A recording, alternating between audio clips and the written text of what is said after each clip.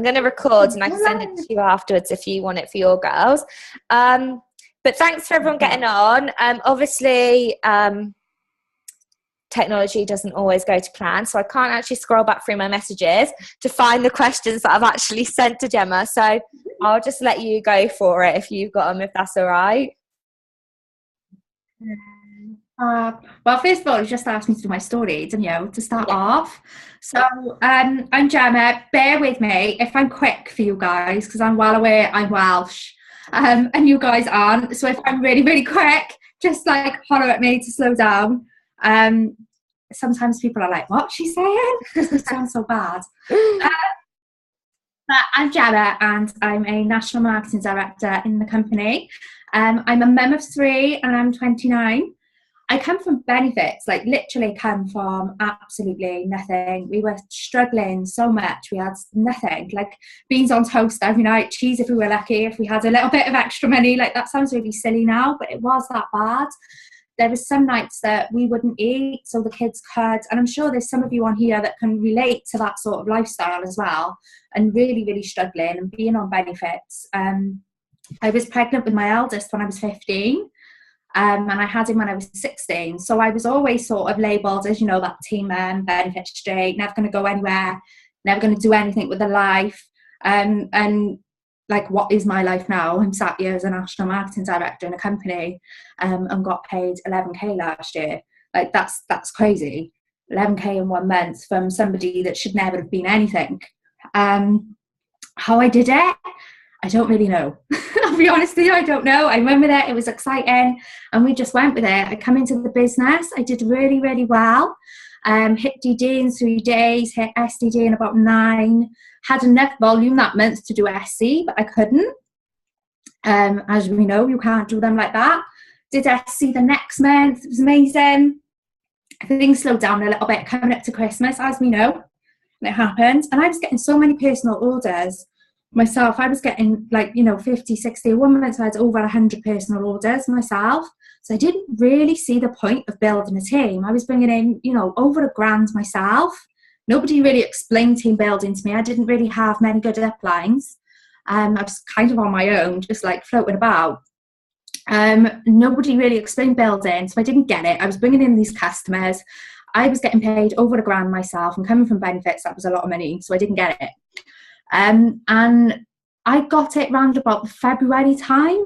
I did bring somebody in that was actually good, and all of a sudden it just clicked and it made sense. And I hit SSC in the March. In the March, I kind of branched off a bit, and I had 18 team members. By the May, we had 50 plus team members, and I hit Q&MD. Like, that was the duplication in my business, and that duplication comes from 825+1. Like, every time. That is the best thing that you can ever do in your business, if you can teach that, and just keep bringing in and never get bogged down. I think I found it hard at the beginning. Like, I was bringing all these people in, and they're not doing anything, and you're like, what? Like, why aren't you doing nothing? Just keep bringing them in. You've got to keep bringing in to find your diamond. People get negged out by no's, and I always say to my team that if you have a no, that means you're networking. It means you're working. If you're not getting no's, you ain't working. You ain't ever going to get your yes. So if you're getting no's, it means you're networking. It means you're working, and eventually you will get that yes. So that's kind of what I kept at. I kept going. And I'll be honest with you, like, I thought I was set. It got to the September, and I was on about 35k. Oh God, how many clubs was I? I can't even remember now. I wasn't quite club 12, was I? I was about 11 clubs, and 9 frontline, and I was doing amazing. Like, I thought I was going to do NMD, and then my business did this. And I got too complacent, too cocky, which I think a lot of us do at some point in our business as well. And then it hit the Christmas period and everything like that. And I completely negged myself out. And January last year, I sat there and I wanted to quit. And I very nearly quit. I even looked at Arix. Like, God forbid me, I even looked at Arix. Like, I just couldn't see it going forward. I'd lost everything. I was down to 3 clubs, 1 frontline, and a pay line of 13k. My business had disappeared beneath me, and I really didn't know what to do. I don't know what really happened, but I just got up one morning. I was like, Jem, you know, you never give up. Like, don't give up on this. You started this, so you pretty well get out there and flip and finish it. So off I went, back on my little journey. And in the May, I hit NMD with just short of 45k, 18 clubs and 12 frontline. Wow. So for anybody that's sat there thinking that they can't do it or NMD is unachievable, I went from just over 10k to over 40k in 90 days. It was that easy. And I didn't do a 90-day game. I mean, it was a 90-day game plan, but I didn't go out and set out to do a 90-day game plan. And all a 90-day game plan really is being consistent, continuously, every single day. And that's all I did. I committed to it and built momentum and got excitement and had fun with it and stopped negging myself out and stopped looking at what I hadn't done and started focusing on what I had done. And I just went and just stormed it. It was just absolutely amazing. The main part of my story, though, is I'm really tough with my team. My team must think I'm awful. Like, I'm like, no excuses. There's no excuses. I built my business around my eldest, who is 13. He's called Callum. And he's one of the top 13 worst asthmatics in the whole of the UK and Europe. He's actually now on a trial drug that's not even... we don't really know what the results of it are going to be. It has helped, but up until that point, he was in intensive care in HDU every 2 to 3 weeks. We would spend anything from 3 to 7 days in there, you know, ventilators and all sorts everywhere, on all sorts of medication. He'd be out of it. I worked from his hospital bed. He wasn't my excuse. He could have so easily have been my excuse. I mean, we all get up, don't we? We got a runny nose. And we're like, oh, I can't work today. I'm not going to work today. I got a runny nose. What's your nose got to do with your hands? Like, you can still post. You're still posting on Facebook that you've got a cold. Post. And, you know, it's so easy to make those stupid excuses all the time. He became my why. He wasn't my excuse. He was my why. And I very quickly turned it around to, if I was in a normal job, like my other half, he was having to phone, you know, Callum would have a huge asthma attack. Like, he could be fine. You could walk out the room, you'd walk back in, he's like, you could hear him. Like, he sounded awful. The movements his chest was doing, it would literally be like that. There was no warning, there was no build up. So my other half could like be on the phone 11 o'clock at night, 2 o'clock in the morning. I'm not coming into work at 5 o'clock to open the store at 2 o'clock in the morning. His whole work having to rearrange it. You can't come in. I've got 2 other children at home. I'm on my way to the hospital in an ambulance. But for me, I didn't have to worry about that. Didn't have to do that. I could still build my business. I could still work. Now, some people are saying to me, but why did, you know, but you weren't there for him, or you weren't this, or you weren't that. No, I was there for him. And when he woke up, because for a good few days he was comatose, there was nothing in Callum. He was so exhausted, he couldn't breathe. You know, we had a lot of machines and things breathing for him. He wasn't there. Like, he was there, but he wasn't there. All I could do was sit there and wait for him to come round. So in that time, I would work. You know, when he woke up and he needed me, the laptop would go away. The upside to it was I signed up like nearly all the intensive care nurses and HDU nurses and all the ward nurses, taking my juice blessing, putting on the top, on the side, doing my shake in the morning. They're all like, oh, what's that? Oh, it's juice bless. Have you heard about juice bless? His asthma nurse is on it for the skin and everything, where she's got really bad eczema. Like, it just come everywhere with me. And his consultant then actually approved it for Callum to take it. They had a look at the website.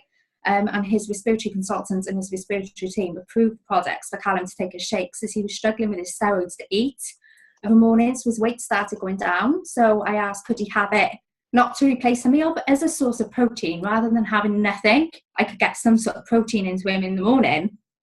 And they approved it. They were more than happy.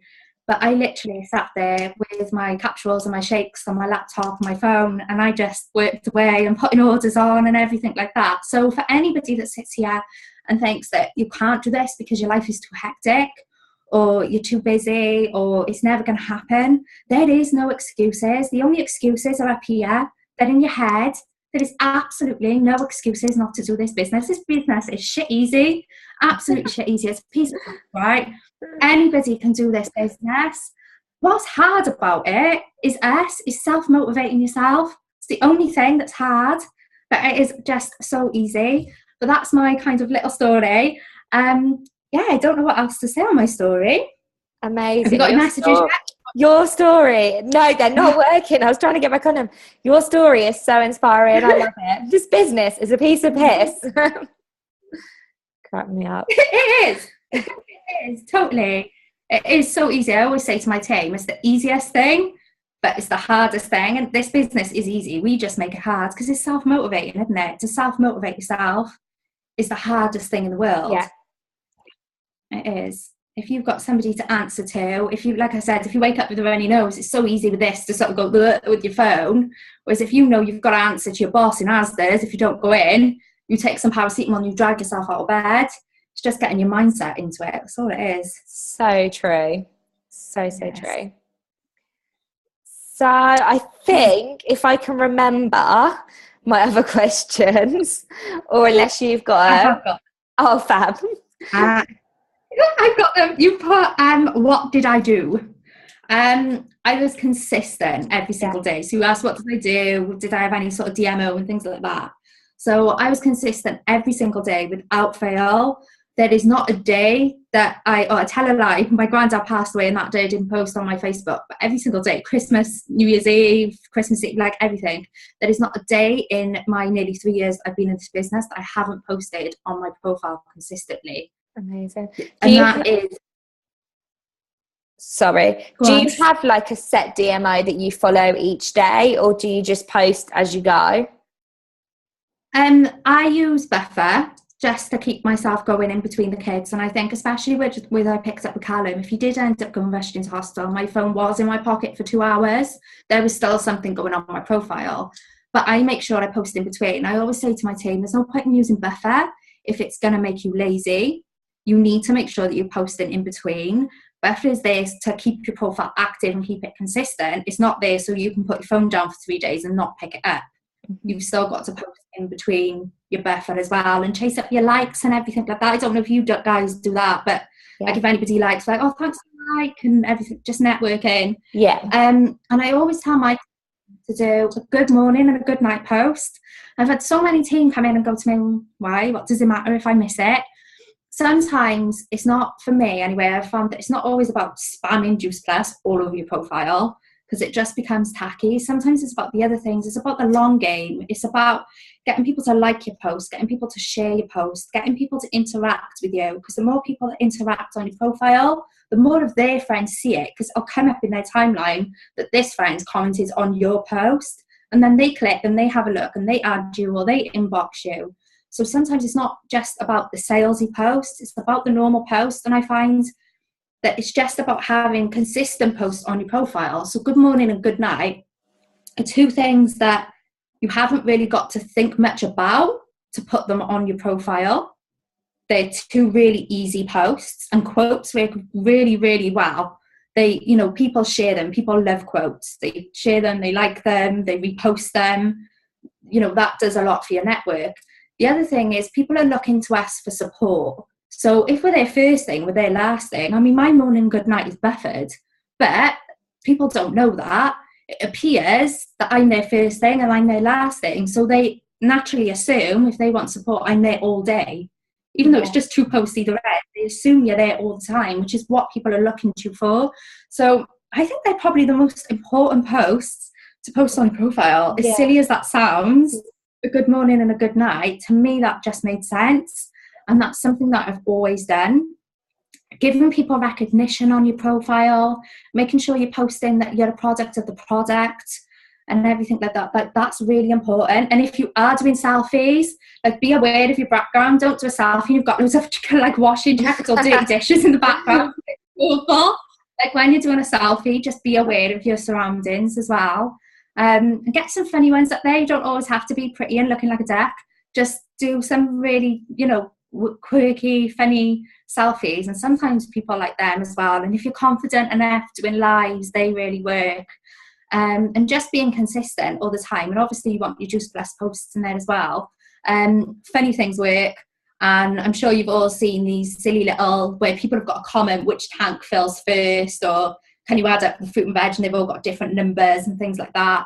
Those sort of posts work really well as well. There was one that I had the other day. I'm sure you'll find it, Lauren. If you can't, I'll send it to you. It worked really well. You should all use it. It was a Disney one. And it was to comment with emojis, a Disney thing, then you had to guess which Disney program they were on about. That ended up with like over 100 plus comments. Jesus. It's nothing less, but it was a really good interaction post. And then anybody that comments on that you don't know, you add them. Yeah. It's that simple. Love those. Yeah. So we always make sure that we do like the morning post, but I've never really thought about doing like a good night post as such. So that's really helpful, actually. I'm going to start doing that myself. My phone is now working, guys, which is good news. So obviously you are really good with recruitment and built a team back up really quickly. So what are your top tips on recruiting? And then if you don't mind, just sharing a bit more detail on it. So like what you do if somebody inquires, because I think people always share their tips, but they don't tell us what you do once you've got that inquiry, or where you go from it, or if you message people about the business. Okay, so my top tips, I always say to people, be you. There's no point in looking, on my profile or Lauren's profile, Sinead Kavanagh, Toya Merchant, whoever you want to look at. There's no point in looking on them and imitating them, because that's not you. And this is the same with your Juice Plus posts as well. There's nothing worse. I'm sure you get this, Lauren, right? You put a post up on your profile, and all of a sudden you log back onto your Facebook 10 minutes later, and your team's like, ping, ping, ping, ping, with the same post, and you're like that. Really? And it's not you. And if you're doing that with one person, you're doing it with 10 other people will quickly pick up that these posts aren't actually written by you, because you can see it. So always be you all the time. Like, we all copy posts, but put your own little spin on it. Put a bit of you out there. I get tagged constantly in nail stuff and Disney stuff and unicorns and pink pretty things, because that's me. But if you start posting about that and that's not you, people are going to know about it, and they're not going to relate to you with it. The people on my Facebook are those types of people, because that's who I've attracted. You attract your tribe, so to speak. So you've got to post, oh God, I forgot my wording. You've got to post to your audience. So I always say that, like for me, along my Facebook, there was a lot of people, and still now, that were from benefits. That's the kinds of people that I knew, people that didn't, they haven't got loads of money. When I signed in, £50 was a lot of money to start up for my franchise. I couldn't afford that £50. That £50 was huge. Looking back, I probably could afford it, but you know what it's like. You're like, oh no, I can't afford it. You can go out for a weekend. But it's really hard for people to get their head around it and to see where that money's going. So that's my Facebook. So for me, there is no point in me posting on my profile and recruiting and going on about Louis Vuittons and a 6-bedroom mansion, because people are going to look that as completely unachievable. And oh my God, what the hell is this girl taking? What's she on? Like, they're not going to relate to it, because it's completely out of their dream. Now, obviously you post a little bit about that if that's you and that is what you've achieved, but to constantly bang on about it, if the people that you're banging onto about it aren't like that way inclined, it's not going to work. So you need to, like for me, I remember I put a post up about a fridge full and a fridge empty. I still repost it every now and then, actually, because it is a really good post, but about being able to fill my fridge full every single month and not have to worry. That post brought loads. It brought me loads of teammates from something so simple about posting about filling your fridge up, going shopping and being able to buy all 3 of my children trainers in one go. Being able, and the biggest one was probably Disney, being able to go to Disney and take the kids to Disney. That was almost unachievable, but it was still, it's something more common, isn't it? Whereas if I started posting about, I don't know, I got an Audi Q7, I'm going to buy a 6-bedroom mansion, people on my Facebook ain't going to believe me. They ain't ever going to see that they can do that. Whereas if they haven't got money, and you see that somebody's gone and bought 3 pairs of trainers, it's like, oh, I'd love to be able to do that. It's not, that's never going to happen. They can see that can happen, so it's more achievable to them. But the flip side of that, again, is if your Facebook is full of people with money talking about going and buying your kids 3 pairs of trainers, they're like, shit, Lev, I eat a Milo and Carter every night. That ain't nothing to me. So that, it's the same again. So always remember your audience. That's the biggest tip I can give you. And I think that's where a lot of people go wrong. They try and copy and they try and be models and be like other people, when that doesn't work, because they're looking at other people rather than their own audience and who they are. So just believe in you, believe in who you are and what you're about and who you're promoting to and who you want to attract. Because if you attract people like you, you're going to get on with them and you're going to get them to work. If you attract people that aren't like you because you're just copy and post from everywhere, you're not going to get on. You're going to clash and you're never going to get your team to work. Your team need to be like you to a certain extent, if that makes any kind of sense. I love that. I definitely find all the more personal ones definitely work. I remember when I started the business, I used to do things like about being able to put a full tank of petrol in my car now rather than having to find the change in my purse. Or like, I don't know, like going into Tesco's, for example, and not having to like add up your Tesco shop, being able to just pay for it. So obviously the recruitment posts are really good, the general ones, but when you can share how this business is actually helping you, that's what really relates to people. Definitely, 100%. And, you know, bigging up your team as well, showing that you've got like team solidarity and everything like that, and that you love your team. People love. They do. They love. So if you're loving on your team, they can see it and they want to be a part of it. You know, you're not going to join something that somebody's always like, me, hey, me. People don't like that. They like, she did, this person did, I like this person, she's amazing. Especially in this day and age, it's all about empowering women and everything like that, isn't it? And I think if you're giving that off, people like it and people will follow you and they'll watch you for it. And it's indirect and direct posts. Sometimes you know, you don't have to go out there and go join my team. Sometimes it can just be oh god, I'm thinking off the top of my head now. Sometimes it can just be like, well, yeah, like that fridge post or the filling my tank up with petrol. They're indirect posts. Don't have to write on there anywhere about joining my team. People will automatically read that and want to join you. You don't have to go out there waving your hands everywhere, join my team, blah, blah, blah. Whereas other times, some people click more with direct posts and they need to be asked directly, do you want to join my team? So you need to do a good mixture of both on your profile. But at least do one a day. I've had so many people that have come to me and said, oh, my customer signed with somebody else. And you go and ask this customer why, and they're like, oh, well, I didn't realise she was recruiting.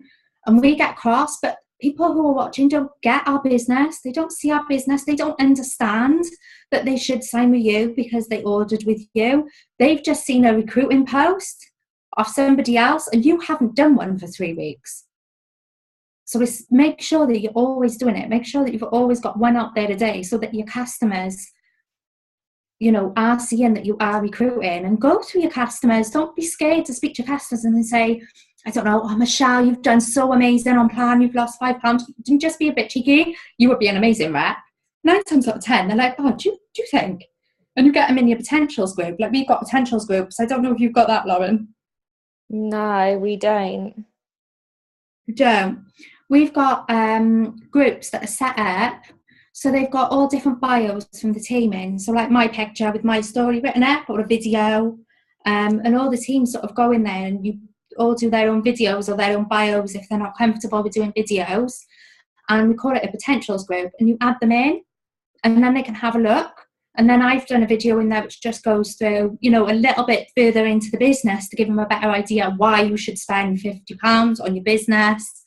And you just sort of put them in there and you let the group do its work, rather than trying to like back and forth in Messenger. And they then come back to you and sort of, you know, have any questions or whatever. And they often join. I think it's an easier way rather than going back and forth through Messenger. Yeah. So if somebody inquires about your business then, how do you go about it? Do you explain anything to them or send them anything, or do you just add them to your potentials group? I have a chat with them, and I usually, like, I've got a couple of different groups. I've got a potentials group. I've also got an apprentice program, which is slightly more structured. This is just sort of about 6 videos, and it goes through and it gets them thinking about their why, gets them writing lists of like who they could sell the product to, who they could get to join their team. So you've kind of got to look at the person. Like some people like to sort of look through things, and some people like things more structured, so you've got to have a bit of a chat and figure out where that person is. Sometimes you're unsure and you put them in both. The other video that was working really well is Michelle Johnson's Daydream Believers video, but that's actually gone. But I'm looking to redo one, and then I'll pop it in the NMD group. Yeah, that'd be amazing.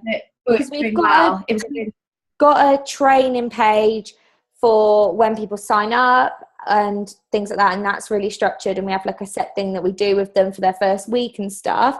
But it's more, I know for a lot of people are unsure on what to do, you know, when someone actually asks and they panic and they're like, I don't know what to say to them, or I don't know what to send them. So I think that's more where that's where people go wrong, though. I think we overthink it. That's what I find with a lot of team members. They're like, oh, is this okay? And they send me a script like that, and I'm like, oh, no, it's simple. What do? We post on Facebook.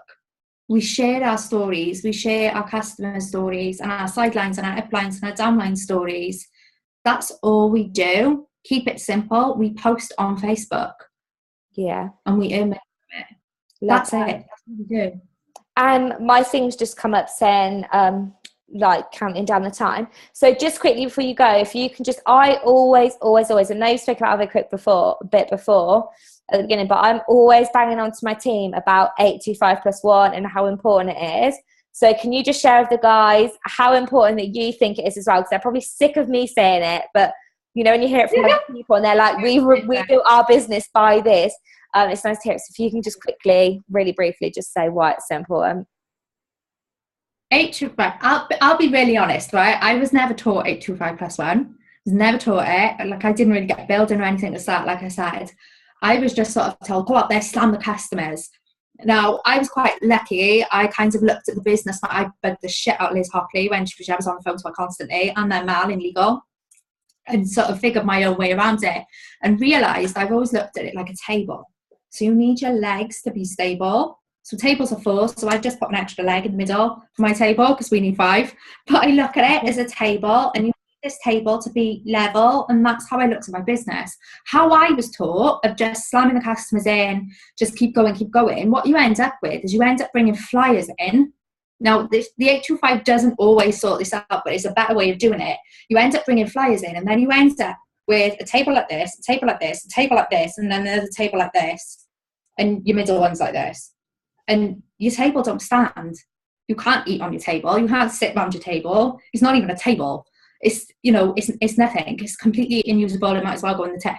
It's completely uneven. Does that make sense? Mm-hmm. Yeah. When you do your 825+1, now, like we said, it doesn't always work because some people do come in and fly. They do. But if you can encourage people to do 825+1 and you can duplicate that down, you've got more chance of your table being even, and then you can eat around it and you can sit around it, and you've got a really stable table. So you've got a stable business. And that's always how I've looked at it. Like I said, you could get your flyers, but it's easy. And as well, like when people come in and you're like, oh, STD, you need to get 3,250.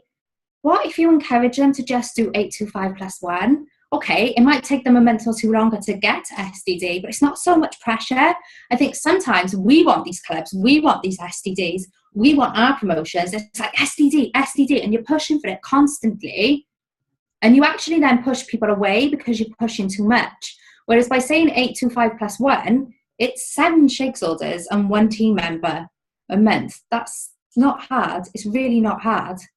That actually makes it really easy. I think that's less stressful for a new team member, you know, and even if you just do that for a month or 2 and then push them a little bit further, but they will then take that on with their new team and they'll instantly push for 825+1. We forget about DD. That's all 825+1 is your DD. We forget DD. We bring these people in and we're like, SDD. We forget DD. Why are we skipping a promotion? They need to get there. And what's happening as well is people are doing all these promotions really quick and then they're getting higher up and they're like, what do I do? What's this in my business? What's PB? What's POB? Because they haven't learned any of it. Do it slower and do it properly. Yeah. One little tip I've got is, you know, on your reports, on your customer analyst, you probably know it, Lauren, at the very bottom, it gives you your percentages, doesn't it? Yeah. Have you ever seen that? Yeah. Yeah. So you scroll down to the very like leg is in your business. Yeah. like 28%, this percent of each leg in your business, I always make sure that none of mine are over 29. Yeah. Are you frozen? Oh, there you go. I always make sure I check that every month to make sure that they're not over 29. And then if somebody is sort of creeping to that 30, I know I need to back off and build somewhere else. Yeah. I love that. We constantly, like I constantly say to my direct downlines, I'm like, don't focus on the promotions, focus on 825+1, and the promotions will happen without you trying for it. Because I think, especially when you start going for like SC and stuff, it's like you need 6,500 points. People are like, shit, like how am I going to get that? So I always say to mine, don't actually focus on the promotion, focus on doing 825+1 and your promotions will happen. And actually everyone joins this business because they want an income, and doing 825+1 gives you a better income than it does if you are just hitting a promotion and then not being able to keep on reconfirming that promotion. 100%. Tell you what we do though is we don't talk in RVC. I've got numeric dyslexia, so I really struggled when I come in with all these different numbers everywhere. It bugged me, so I broke everything down into orders. So we're like DD is 7 orders, SDD is 25 orders, like you're talking on shakes now. SD is 50 orders through your team. And I find people find that, like saying to somebody, right, you and your team need 50 orders sounds more achievable than 6,500. Yeah, that's a really good idea. I've never thought about doing it that way. We just kind of focus on the 825+1, but that's a really good way of saying it. So people can see it on their graph as well then. Yeah. It's all about the way you talk to people. Love that. Thank you. Right. So does anyone, just quickly before we go, we haven't got long left, but does anyone have any questions? If you do, if you just comment in the box quick in the chat quickly. If not, then I'll let you go. Does anyone have any questions at all? No, I don't think so. But thank you so much for jumping on for us. I really appreciate it, and it's so nice to hear it from another point of view. And I've taken on a few tips, especially about the good night post. So keep a lookout on my Facebook, guys. You'll start seeing good night posts going up each evening now. But thank you so much for jumping on. I really appreciate it. I have recorded it, so if you do want me to send it to you for any of your girls as well, or any of your team, let us know. My Wi-Fi is shocking, so it does take about a day to convert, so I'll have it tomorrow evening. Oh my God. I know. I live in a new build. It's so bad. I have to run my phone off 4G because it won't let me do anything off Wi-Fi, so it does take a day to convert. But yeah, I'll have it tomorrow for you. So, and anyone else, if you need it for your teams, then I'll ping it across tomorrow and you can send it all. But thank you so much for jumping on, everyone, and thank you so much for doing that for us. I really appreciate it. I'll see you Friday. Yeah, see you Friday. Bye. Bye, guys. Bye, everyone.